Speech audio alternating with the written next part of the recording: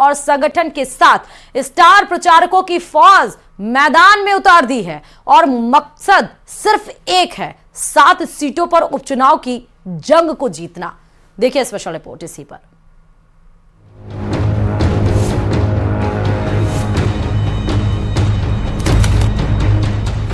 BJP ने चुनाव प्रचार में झोंकी जान, मंत्री, विधायक और सांसद प्रचार में जुटे।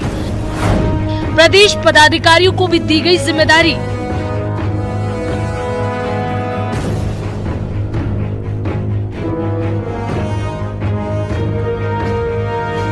ग्यारह नवंबर की शाम घड़ी जैसे ही 5 बजाएगी, उपचुनाव के लिए प्रचार का शोर थम जाएगा। लेकिन उससे पहले तमाम दल जनता के बीच पहुंच रहे हैं। लेकिन इन सब में बीजेपी सबसे आगे है, जिसने सत्ता और संगठन के साथ स्टार प्रचारकों की फौज मैदान में उतार दी है। प्रदेश भाजपा ने चुनाव प्रचार में 34 की संख्या में मंत्री, विधायक, सांसद और प्रदेश पदाधिकारियों का प्रवास कार्यक्रम जारी किया है।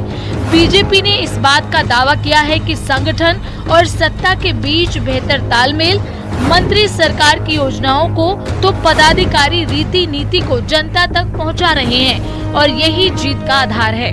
पार्टी नेताओं का दावा है कि बीजेपी संगठन और सत्ता दोनों में बेहतर तालमेल बनाकर चल रही है, जिसके चलते उसकी जीत तय है। आग लगी है राजस्थान में, चुनाव हो रहा है राजस्थान में और भागे फिर रहे हैं महाराष्ट्र में और झारखंड में। अरे भैया, अपने घर का चुनाव तो जीत लो। तो यहाँ पतवार संभालने के लिए तैयार नहीं है, यहाँ चुनाव प्रचार करने के लिए तैयार नहीं है।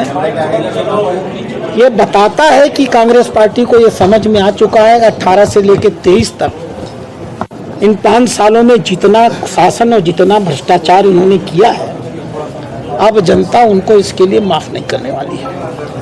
और इनमें से कोई भी नेता इस चुनाव का नेतृत्व करने के लिए तैयार भी नहीं है। एक तरफ जीत का दावा किया जा रहा है तो दूसरी तरफ कांग्रेस पर हमले किए जा रहे हैं।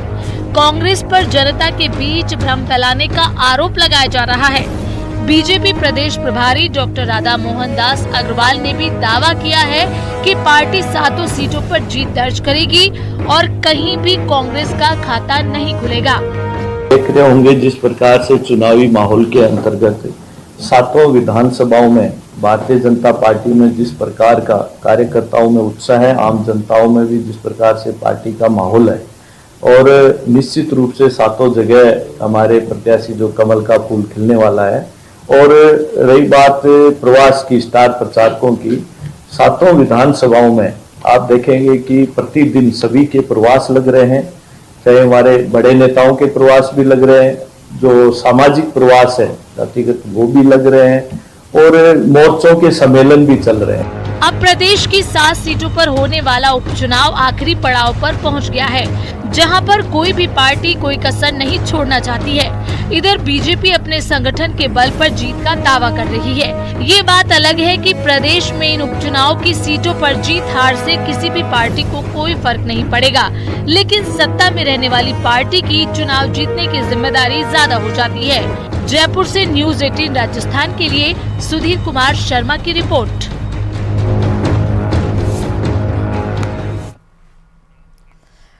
और चलिए इस बीच आपको बीकानेर से बड़ी खबर बताते चले। ऑपरेशन ब्लैक थंडर के तहत बड़ी कार्रवाई को अंजाम दिया गया है। पूगल और आरडी 682 में ये कार्रवाई हुई है। 3 डायग्नोस्टिक और एक्सरे लैब को सीज किया गया है। 2 मेडिकल स्टोर को भी नोटिस थमाया गया है। अनियमितता के चलते ये बड़ी कार्रवाई की गई है और अनियमितता के चलते ही ये सीज किया गया है। सीएमएचओ और ब्लॉक सीएमओ ने कार्रवाई की है। ऑपरेशन ब्लैक थंडर के तहत ये बड़ी कार्रवाई, अनियमितता पाए जाने के बाद ये बड़ा एक्शन लेते हुए सीज किया गया है। बताते चले कि सीएमएचओ और ब्लॉक सीएमओ ने इस कार्रवाई को अंजाम दिया है। तस्वीरें भी हम आपको दिखाने हैं, देखिए। 2 मेडिकल स्टोर को नोटिस थमाया गया है और साथ ही 3 डायग्नोस्टिक सेंटर और एक्सरे लैब को सीज कर दिया गया। ऑपरेशन ब्लैक थंडर के तहत इस पूरी कार्रवाई को अंजाम दिया गया है, जहां पर 3 डायग्नोस्टिक सेंटर और एक्सरे लैब को सीज किया गया। और चलिए अजमेर से बड़ी खबर बताएं कि यूडीएच मंत्री जाबर सिंह खर्रा ने सर्किट हाउस में जन सुनवाई की है। विधायक अनीता बघेल ने जिलाध्यक्ष को सूचना नहीं देने पर नाराजगी जताई। एडीए की समस्या को लेकर बघेल ने मंत्री से शिकायत की है। उपायुक्त पर पैसे लेकर काम करने का गंभीर आरोप लगाया गया है। एडीए अधिकारियों को विधायक ने खरी खोटी भी इस दरमियान सुनाई और मंत्री से मामले में कार्रवाई करने की मांग की है। यूडीएच मंत्री जाबर सिंह खर्रा, अनीता बघेल की ये तस्वीरें सामने। कार्यकर्ताओं सहित पार्षदों ने शहर की समस्याओं से अवगत कराया है।